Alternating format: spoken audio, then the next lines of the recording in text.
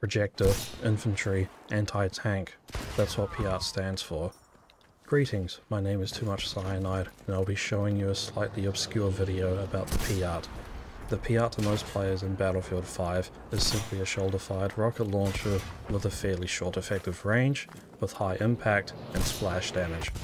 Found shortly after launch, many players had noticed that when you aim down sights with the PIAT, a small red crosshair shows up on the minimap just like the MORTAR from Battlefield 1. The problem is, though, where that red crosshair is pointing isn't actually indicative of where the projectile is going to land. What is mostly accurate, however, is the range readout underneath this red crosshair.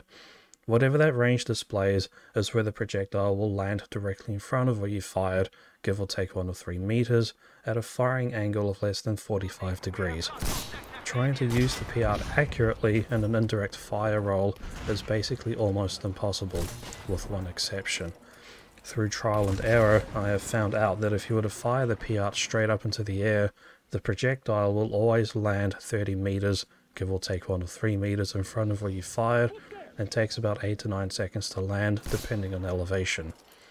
This has a rather limited but situational use where it can be used effectively, and that is firing into certain areas where firing the PIAT at a target directly won't work.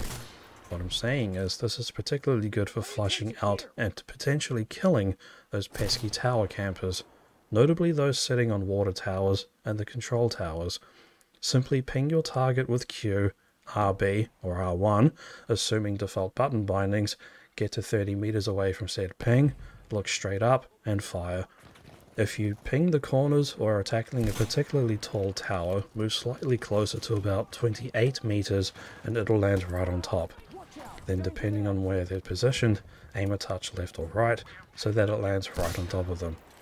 Outside of the towers though, this strategy can somewhat work at certain choke points that see prolonged firefights that have suitable cover or are smoked off. Provided there's nothing obstructing your launcher's path, you can soften up or kill low health enemies by lobbing projectiles mortar style over objects that would otherwise make the PIAT useless and out of harm's way. Due to the slow travel time of the projectile, you do need to somewhat anticipate where the enemy will go if you spot them moving. This makes for a pretty interesting death cam for your victims too if you're mobile. Makes them really think, how the hell did he get me from there? Ping, 30 meters, look up, fire. It's that simple. Thanks for watching the video.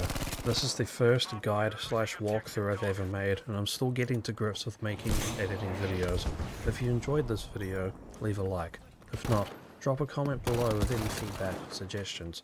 I stream almost every day at twitch.tv/TooMuchCyanide at 5 PM New Zealand Standard Time, which is 1 AM Eastern and 10 PM Pacific Time.